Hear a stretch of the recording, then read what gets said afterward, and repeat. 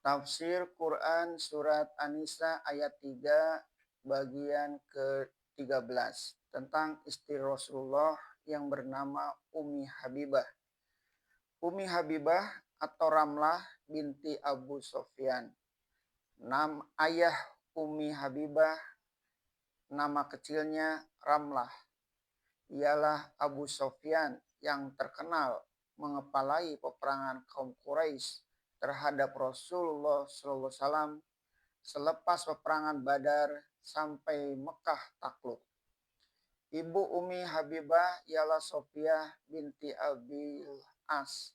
Ibunya saudara Affan, ayah Utsman bin Affan. Muawiyah yang mendirikan kerajaan Bani Umayyah adalah adiknya. Dia bersama suaminya Abdullah bin Jahasi telah beriman kepada agama Rasulullah SAW sejak semula sehingga dia telah hijrah ke Habasyah pada hijrah yang kedua kali. Dari pernikahannya dengan Abdullah bin Jahasi, dia beroleh anak perempuan yang bernama Habibah, sehingga dia lebih dikenal dengan kunyatnya Ummi Habibah. Teranglah bahwa dia putri Bani Umayyah yang sama taraf kedudukannya dengan Bani Hashim dalam masyarakat Quraisy.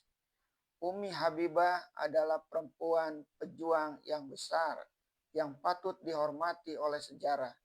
Dia hijrah bersama suaminya, meninggalkan ayah bundanya yang sangat benci kepada Islam. Akan tetapi sayang, sesampai di Habasyah atau Abyssinia, suaminya murtad dari Islam dan masuk Nasrani. Padahal Raja Habsyi setelah mendengar keterangan tentang Islam dari Ja'far bin Abi Thalib telah masuk Islam. Dia telah terlunta-lunta di Habsyi karena telah terpisah dengan suami yang telah berganti agama. Sedangkan akan pulang ke Mekah, kembali dia tidak mau, sebab ayahnya Abu Sofyan menjadi kepala golongan yang memusuhi Nabi, yang kalah dalam peperangan Badar dan mengalahkan Nabi di perang Uhud, serta mengepung Madinah di perang Khandaq. Ummi Habibah tetap dalam Islam walaupun apa yang akan terjadi. Menilai pengorbanannya yang besar itu, Rasulullah Shallallahu Alaihi Wasallam telah mengirimkan utusan kepadanya, yaitu Amr bin Umayyah Ad-Damiri ke Habsyi menghadap Raja Najasyi yang telah Islam. Setelah menghadap Raja, Amr menyampaikan pesan Rasulullah Shallallahu Alaihi Wasallam bahwa beliau hendak melamar Ummi Habibah jadi istrinya, dan Najasyi akan dijadikan wakil beliau untuk menerima akad nikahnya. Yang akan menjadi wali ialah Khalid bin Sa'id bin Al-As bin Umayyah yang turut hijrah juga. Perwakilan itu diterima sebagai satu kehormatan besar oleh Najasyi.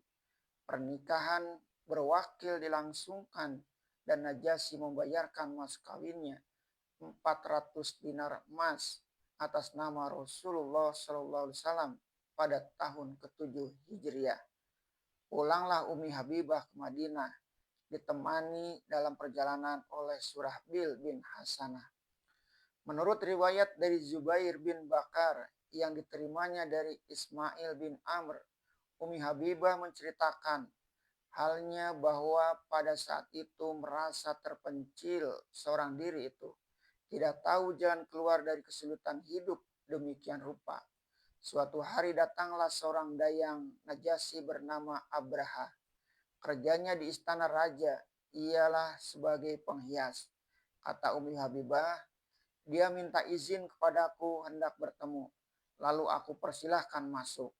Dayang itu menyampaikan berita gembira kepadaku bahwa utusan Rasulullah Shallallahu Alaihi Wasallam telah datang dari Madinah meminangku, dan kedatangannya sekarang ini ialah atas perintah raja menyampaikan lamaran itu.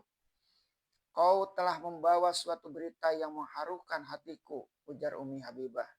Abraha, dayang perempuan itu berkata pula, Raja memesankan kepadaku supaya disampaikan kepada engkau, menurut menyuruh menentukan siapa orang yang akan menikahkan engkau.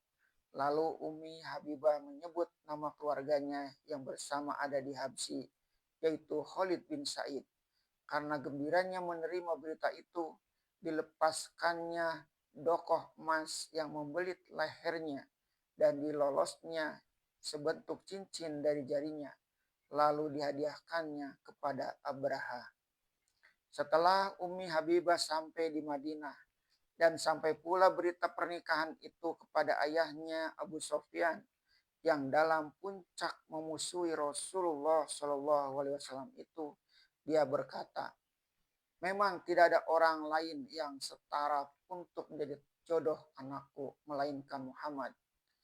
Setelah orang Quraisy ternyata memungkiri perjanjian Hudaybiyah, Abu Sofyan telah datang sendiri ke Madinah karena ingin memperbaiki hubungan kembali.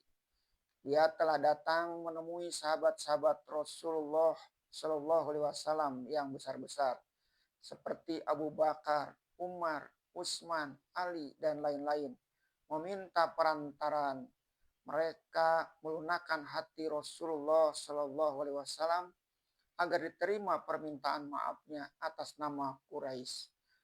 Akan tetapi semuanya menolak. Dia coba hendak menghubungi Rasulullah langsung ke rumahnya, lalu datang ke rumah anaknya Umi Habibah yang telah bertahun-tahun tidak berjumpa itu. Dia coba duduk di atas hamparan alas duduk Rasulullah Shallallahu Alaihi Wasallam.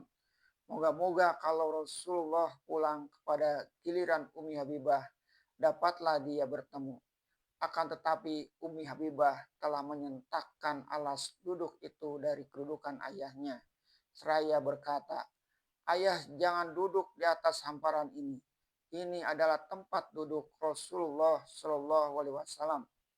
Ayah masih musyrik, sebab itu ayah masih najis. Kau pun telah berubah terhadap kepadaku wahai Ramlah, ujarnya dengan beribah hati.